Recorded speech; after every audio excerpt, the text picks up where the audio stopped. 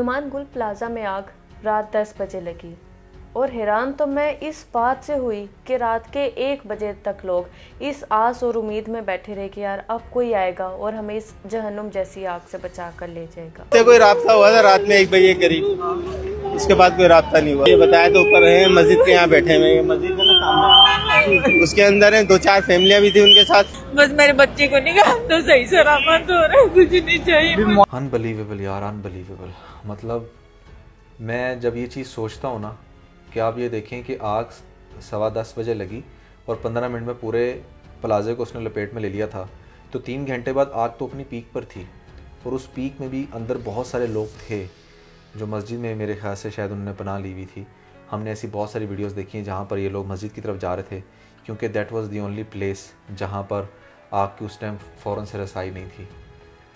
But I can't believe this what just happened. In aunty का जब मैंने ये इंटरव्यू देखा तो इसके आगे तो अल्फाज ख़त्म हो जाते हैं कि इंसान क्या कहे, इनको किस तरह से दिलासा दें हम।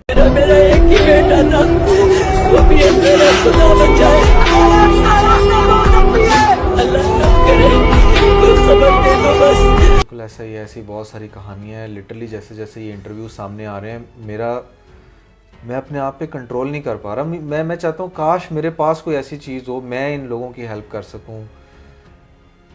अनबिलीवेबल। देखिए नुमान, वो क्या लम्हा होगा जब आपके मोबाइल पे आपके भाई की कॉल आए और वो कहे यार मैं यहाँ पर फंस गया हूँ, तू मेरे बच्चों का ख्याल रखना। हफ्ते के बाद से उनका आखिरी फ़ोन आया कि मेरे बच्चों का ख्याल करना भाई, मैं अभी बहुत शिद्दत से फंस गया हूँ। हम ये बात इसलिए कह रहे हैं क्योंकि आप जस्ट इमेजिन करें अपने भाई पे रख के, जब आप अपने भाई पे, अपनी बहन पे या उस शख्स पे रख के सोचेंगे ना जिसके साथ आपकी 1 महीने बाद शादी होने वाली है।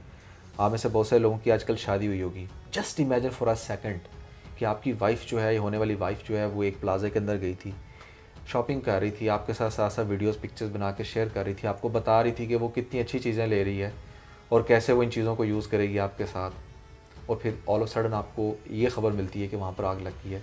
बेचारे शॉपिंग करने आए थे बच्ची की शादी की, दुल्हन जो बननी थी ना वो भी। And she stuck. वो आपको कॉल कर रही है, वो आपको बता रही है, वो आपको रो कर बता रही है कि आके किसी तरह मुझे बचा लो, और आप कुछ नहीं कर पा रहे। मतलब जो बेबसी होती है ना, वो यकीन मानो बड़ी बुरी चीज़ है। जब आप लाइफ में ऐसी पोजीशन पे होते हो जहाँ पर आप बिल्कुल बेबस हो जाते हो, आप कुछ नहीं कर पाते, और जब आप खुद अपनी मौत को गले लगाते हो, एग्जैक्टली अपने होशो हवास में होते हो कि आपको पता होता है कि अब इस लम्हे आपने मर जाना है। एक तो वो मौत होती है ना जो बिन बताए आती है, नहीं आपको पता होता कि अच्छा यार अब अगले सेकंड हमने मर जाना है, लेकिन एक वो मौत जो आप अपनी आंखों से देख रहे हो और आपको पता है यार उस चीज़ में आपने जल के मर के राख हो जाना है, तो क्या आपकी फीलिंग्स होंगी। कल लोगों ने मुझे बहुत बुरा कहा कि अच्छा तुमने ये क्यों कहा कि अगर तुम्हारे बाप के ऐसे कॉल आए, भाई की आए, सिर्फ आप लोगों को वो पेन फील करवाने के लिए कि यार थोड़ा सा सीरियस हो जाओ। हम 2 भाई हैं। माल तो गया, खेर है, हो जाएगा, सारी चीजें हो जाएंगी, जानों को कौन बचाएगा। भाई कुछ करो, ऊपर से उठाओ ना भाई इसको यार, बेटा मेरा बहुत खूबसूरत है यार। प्लाजा में कभी भी आग नहीं लगी, ये मिली भगत है। कहाँ है मेयर कराची, कहाँ है मुराद अली शाह। अभी भी बहुत सारे लोग कमेंट सेक्शन में आके इन वीडियोस की ऐसी बातें करते हैं कि यार इस प्लाजा की तो प्राइजेस बहुत ज़्यादा हाई थी, यहाँ की जो चीज़ें थी वो बहुत ज़्यादा लो क्वालिटी थी, लेकिन प्राइजेस बहुत ज़्यादा हाई थी। तो शर्म आनी चाहिए आप लोगों को, बिल्कुल शर्म आनी चाहिए ऐसे लोगों को कि आप उनके ज़ख्मों पर नमक छिड़क रहे हो। और ज़ख्म तो आप देखो यार उनके कितने सारी ज़िंदगी की जमा पूंजी यार। रमजान सर पे लोग बेरोजगार हो गए, लोग अंदर मर रहे हैं, हमारी जमा पूंजी चली गई, तुम लोग अंदर बैठे हुए हो। यकीन मानो बड़ा इजी होता है ये सुन लेना कि हाँ उसकी दुकान जल गई, उसमें करोड़ों का सामान था। बट जो लोग बिजनेस कर रहे हैं ना, आप में से भी बहुत सारे लोग बिजनेस कर रहे होंगे, just imagine for a second. हम हर चीज़ में इसलिए कहते हैं कि आप इमेजिन करेंगे ना जब अपने आप पे कि आपका जो वेयर हाउस जहाँ पर 40-50 लाख रुपए का फिलहाल सामान पड़ा हुआ वो एकदम से जल गया है, तो आप अंडरस्टैंड करेंगे कि यार ये किस पेन से गुजर रही है वो फैमिली। और एक तो मैं देख रहा था जहाँ पर ये आई थी लेडी है जिन्होंने वो बुर्का सा किया हुआ था, साथ में उनके हस्बैंड थे, गालिबन भाई थे। वो उसका भाई नहीं था, वो किराएदार था, उसकी शॉप में वो काम करता था, किराएदार तो था। उसके बाप की आखिरी निशानी जल गई इसके अंदर। मेरा तो सब तबाह हो गया, मेरे बीवी बच्चे रोड पे आ गए, ये घर वाले रोड पे आके हम कहाँ जाएंगे? कोई 5 रुपया देने वाला नहीं है। अब मेरा घर कैसे चलेगा? किसी के साथ है पीपल्स पार्टी, मुक्केरा, मुस्लिम यूनियन, पीडीआई, एनपी सारे मर गए। और ऐसी ऐसी कहानियां निकल कर आ रही हैं। अब तो कुछ ऐसे लोग हैं जो बेसिकली इनके रिलेटिव्स हैं और हमें मैसेज करके बता रहे हैं कि हमारा भाई था, हमारा कज़न था और उसके साथ और ये जब हुआ। उनकी जुबानी हम लोग उस घर की स्टोरी सुनते हैं ना, तो सच में दिल खून के आंसू रोता है। नुमान, सबसे पहले हमने यहाँ पे ये सुना कि इतनी डेड बॉडीज़ हैं, ठीक है ना, फिर हमने सुना कि अच्छा यार बॉडी पार्ट्स हैं, लेकिन अब बाकियात हैं। डेड बॉडीज का कहा जा रहा था, वो बाकियात निकली हैं। बाकियात भी ऐसी हैं जिनका डीएनए भी होना मुश्किल है। अब उनका डीएनए होना भी बहुत ज़्यादा मुश्किल है, क्योंकि एक हफ्ते से मुसलसल वो जो है उनके बॉडी पार्ट्स वो आग में जल रहे हैं, झुलस रहे हैं। अब उनका डीएनए होना भी बहुत ज़्यादा मुश्किल रह गया, वो राख बन चुके हैं। देखो, बॉडी समंदर में गिरी हो, बॉडी वैसे किसी ऐसी जगह पर पड़ी रही हो, तो उसकी फिर भी बहुत सारी चीज़ों से पता लगाया जा सकता है। लेकिन आग एक ऐसी चीज़ होती है, इसलिए जो हर चीज़ के निशान मिटा देती है। आग ना रिकॉर्ड्स ख़त्म कर देती है, ठीक है, हर चीज़ के राख बना देती है। हड्डियों को भी अगर बहुत देर तक जलाया जाएगा वो बिल्कुल ही राख बन जाएंगी।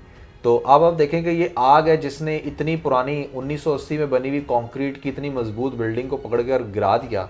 तो उस आग के सामने इंसान क्या चीज़ है भाई, उसकी हड्डियाँ क्या चीज़ हैं। मैं आपको एक ऐसी बात बताता हूँ जो सुनकर आप हैरान हो जाएंगे। मैं एक इंटरव्यू देख रहा था, अगर रीच को रेफरेंस मिला तो वो लगा देना बेशक। उसमें वो भाई साहब बता रहे थे कि भाई मैंने 400-500 बंदा तो अपनी आंखों से देखा सड़ते हुए। 400-500 बंदे को मैंने खुद आग लगे हुए देखी है जब मैं वहाँ से बाहर एस्केप कर रहा था। ये कैसे कह सकते हैं कि यार सिर्फ 84-85 लोगों को लगी? यार शोर तो बहुत आ रहा था, कम से कम 100 से ऊपर तो होगा। ये वो लोग हैं जिनका आके लोग स्पेशली रिकॉर्ड लिखवा रहे हैं। रिकॉर्ड लिखवा ऐसे ऐसे पूरे के पूरे खानदान है जिनका कोई रिकॉर्ड लिखवाने नहीं आया, क्योंकि वो पूरा खानदान आया हुआ था। खानदान आया था, जैसे शॉपिंग करने आए होंगे लोग। जैसे आपने देखा कि ये जब सैलाब वगैरह आए थे, जो लोग भी गए थे नॉर्दर्न एरियाज में, वहाँ पर अगर एक फैमिली मेंबर्स टोटल हैं ही 6 और वो 6 के 6 ही वहाँ पर जाकर कहीं डूब गए हैं, उनके आगे पीछे कोई पूछने वाला नहीं है, तो कोई भी नहीं आता। सीरियसली लोग अपने कामों में आजकल इतना बिजी हैं, हमें तो ये नहीं पता हमारे साथ वाले घर में क्या हो रहा है। तो अगर पूरे का पूरा खानदान कहीं पर जल रहा है, डूब रहा है, कहीं पर भी जा रहा है, किसी को कोई परवाह नहीं होती। अगर इस तरह भी हम लोग हिसाब लगाए ना कि उस प्लाजा में 1200 दुकानें थी, 1200 दुकानों में आप लोग स्टाफ मेंबर मिला लो, कोई 8-10 स्टाफ मेंबर, कोई 5-6 लोग, तो यही काउंटिंग कितनी बनती है? देखो इतने बड़े इन्हीं को आप अगर लोग कैलकुलेट करो तो अच्छी खासी काउंटिंग बन जाएगी। देखो रीज, मेरी बात सुने, अगर आप सिर्फ उन लोगों को भी काउंटिंग में लाए ना जो लोग वहाँ पर रहते होंगे, क्योंकि प्लाजे कभी भी बिल्कुल एम्प्टी नहीं होते, वहाँ पर जो वर्कर्स होते हैं बहुत सारे तो वहीं पर सो जाते हैं, ठीक है, जिनके पास ख़ास तौर पे रहने की जगह नहीं होती।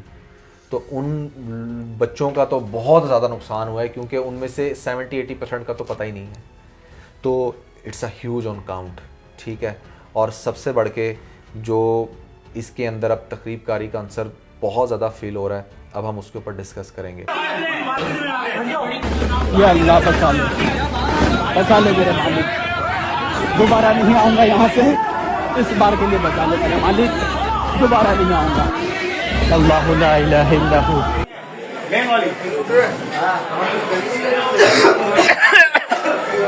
अबे नहीं जा उधर, तरफ नहीं जा,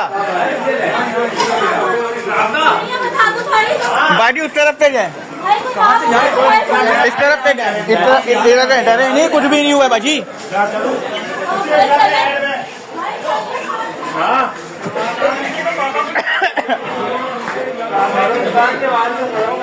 डर गई बेचारी। हाँ डर गई है। सीधा जाए, सीधा जाए बाजी, सीधा जाए भाई।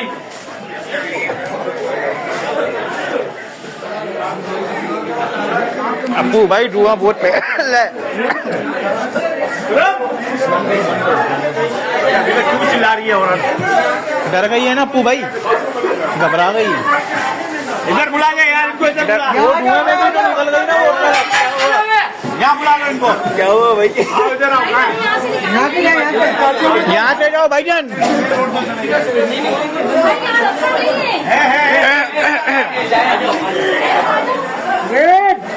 इधर चलने। वे खुरम भाई क्या करें? रुक जाओ यार। हाँ रुकना पड़ेगा।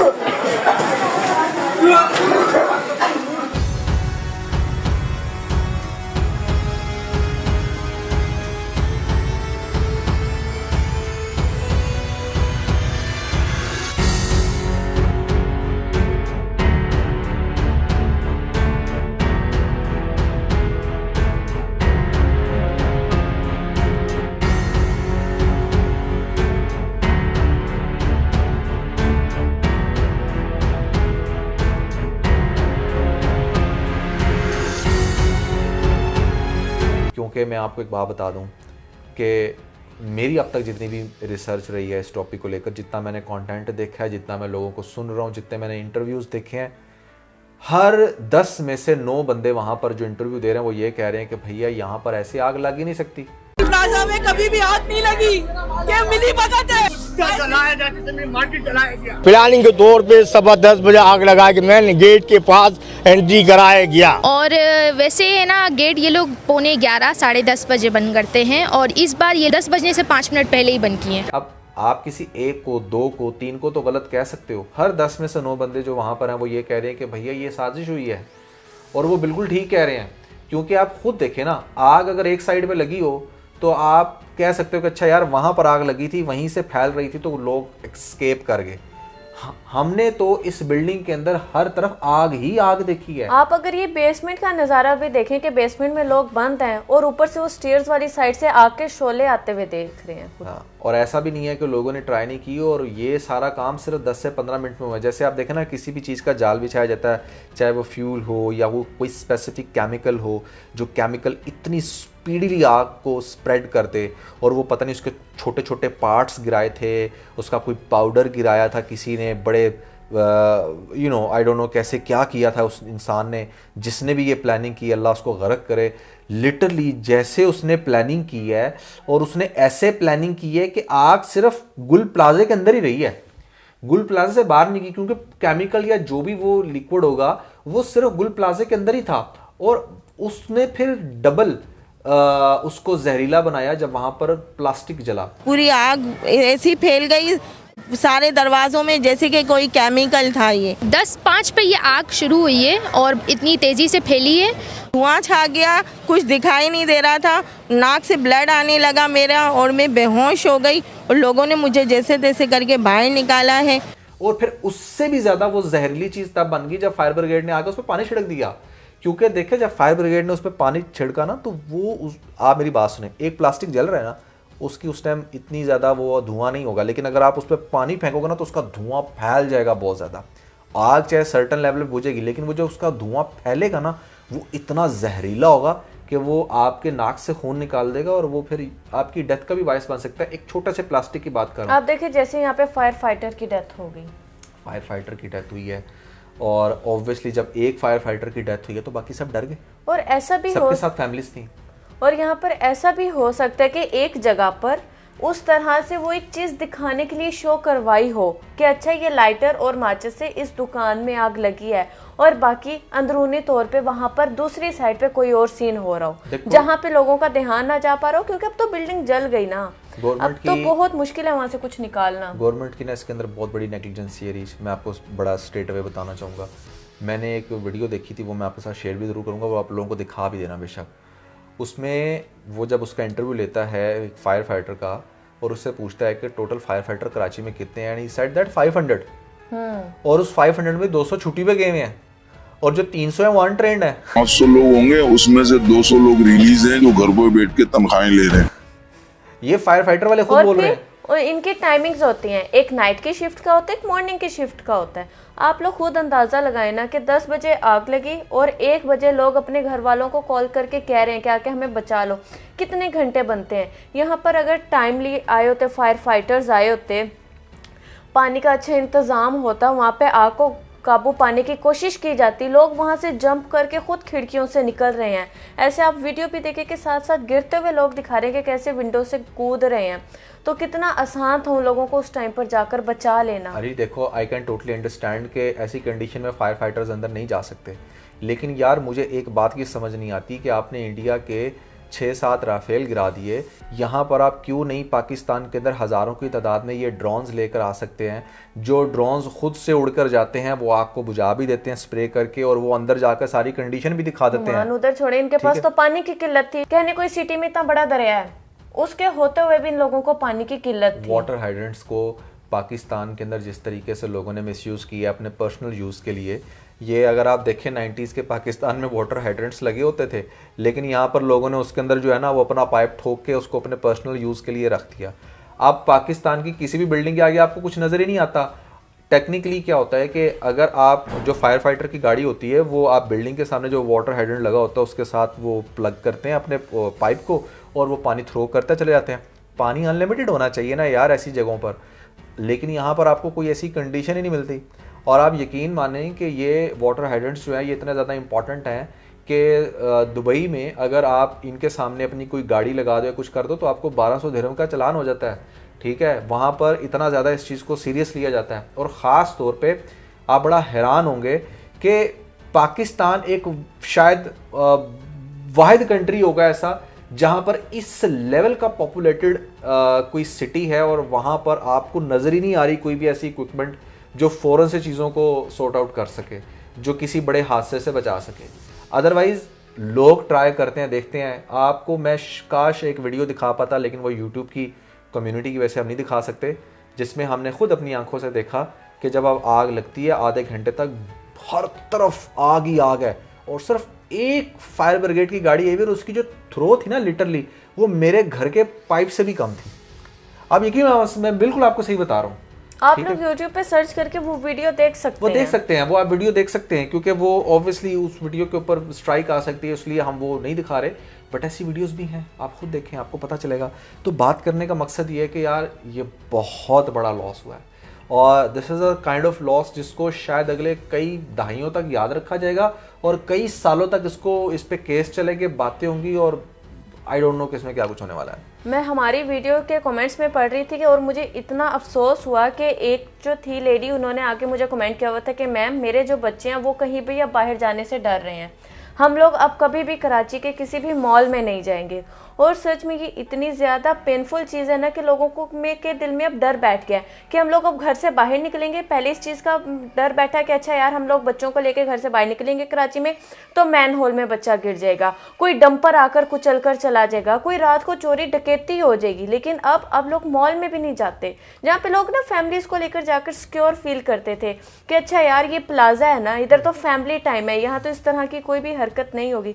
अब वहाँ पर भी लोग जाने से डरने लग गए हैं। So that was very unfortunate incident और अभी इसके ऊपर हम फर्दर रिसर्च करके डिस्कशन भी करेंगे।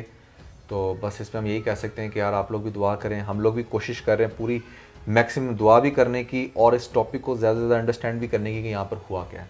इसके साथ में बहुत सारा ख्याल रखें। खुदा हाफिज़।